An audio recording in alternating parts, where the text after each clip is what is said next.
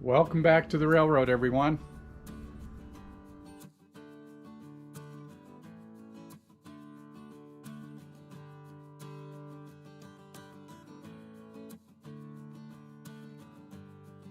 In today's video, we will reconnect the new layout to the train shed with a new trestle.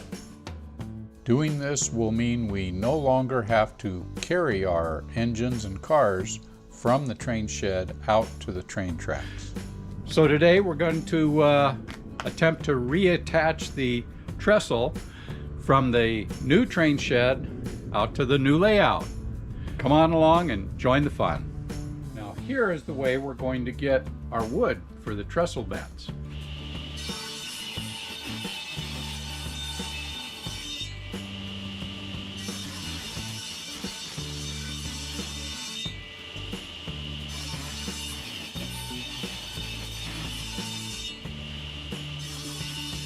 So out of a couple of pieces of fairly good 2x4, we get all this wood.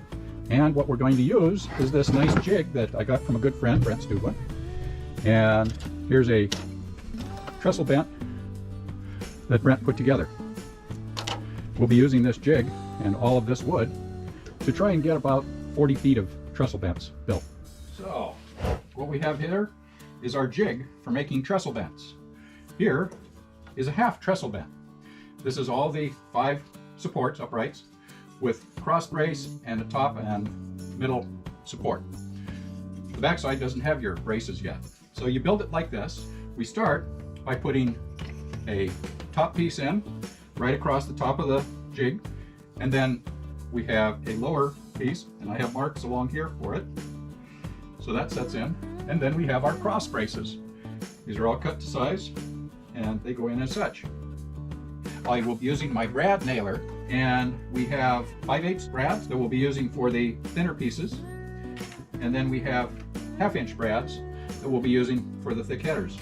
We cut it, flip it over, and then I put the other braces in. And aside from everything else, we use glue. So we lay a little glue in on top of each one, double check to make sure the feet are all down where they should be. And of course, these are all generic sized right now. For a 16-inch bent, I have almost enough made to start reducing the size by at least 1 inch each run. So we'll put that in across here, level it out so it's about the right amount. We put in the 1/2 inch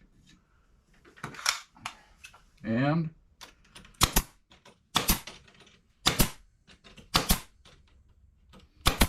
okay, so that's all the 1/2 inch I use on this side. So switch out. If I had 2 brad nailers, but this works. And then before I put these out in the yard, they will all be treated with a stain, a heavy house stain, to keep them from deteriorating. This is all fir of some type. Probably a duck fir, but could be any number of things. I took 2x4s from the local lumber yard and split them all down. Now, this brace is set to go right in here. However, trying to put glue across there, you want to have it marked where you want the glue to set in. So I just mark it easily like this. Put in a little glue on each of those spots. And then I also put glue on the top and bottom of the angle braces, angle cuts.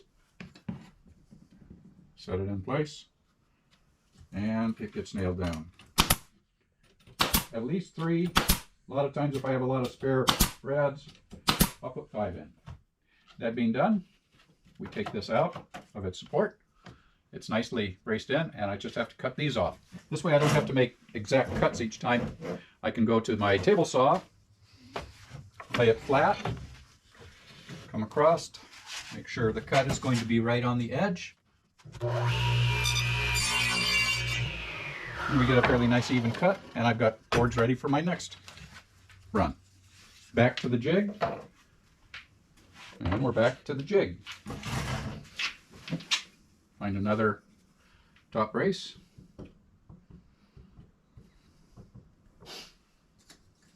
Another cross brace.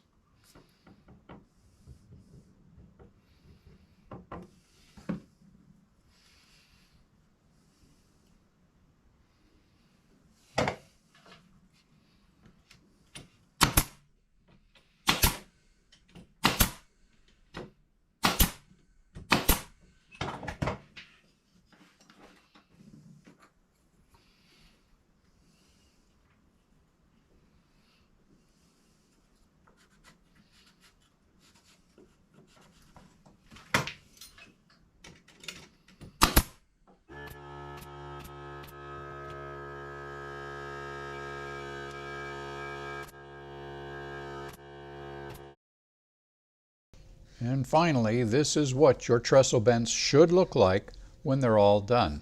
A matched set of cross braces on each side.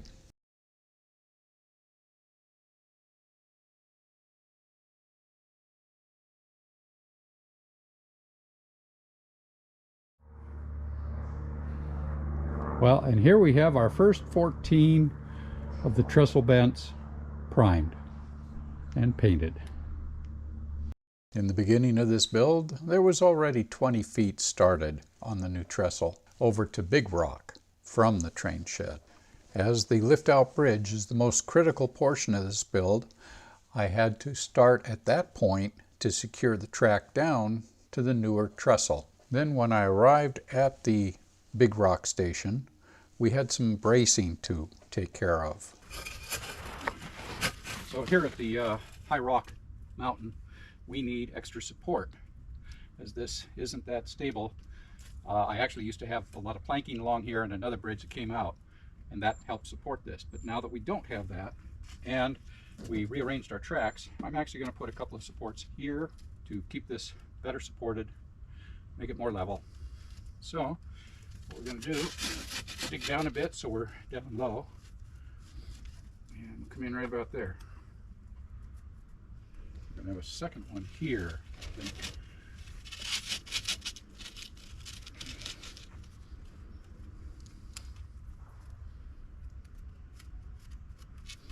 And this is number 2. Okay. This is number 1.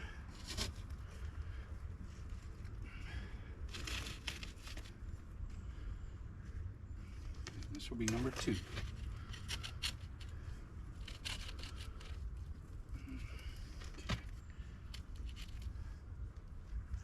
Now I'm leaving that tilted a little bit, just for aesthetic purposes.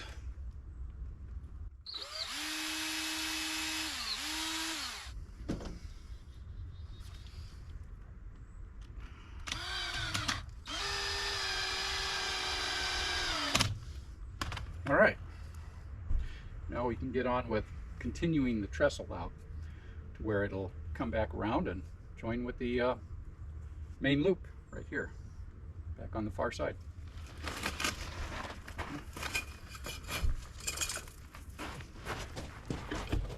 Okay, so what we have to do now is, we know that's about the right angle that we want.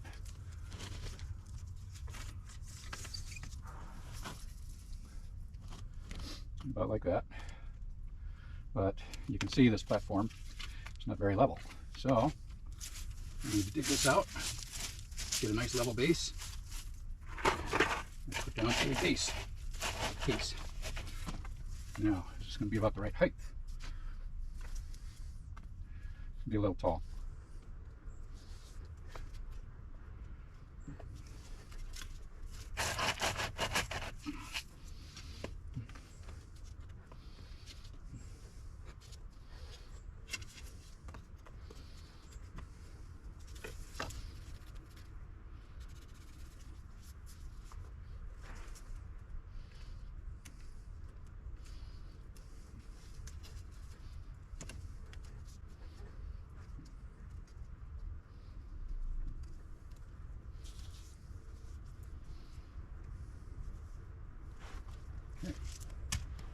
We need our second one.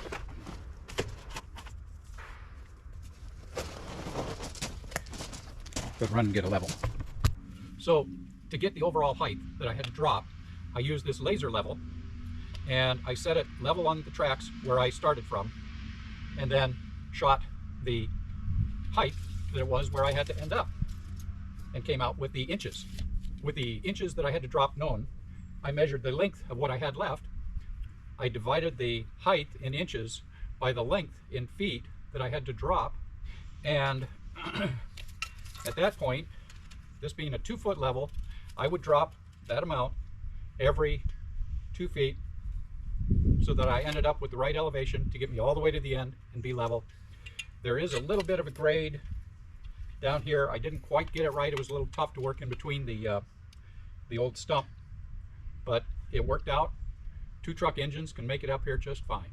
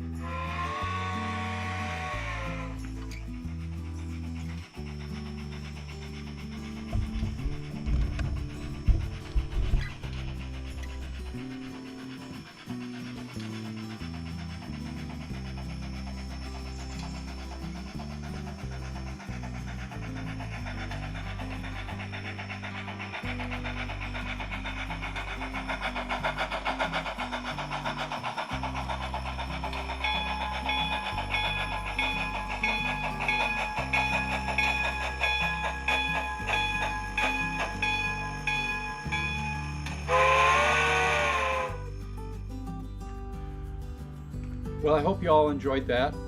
If you did, give us a thumbs up. If you haven't subscribed yet, please subscribe. Be safe, stay healthy. We'll see you down the rails, and God bless.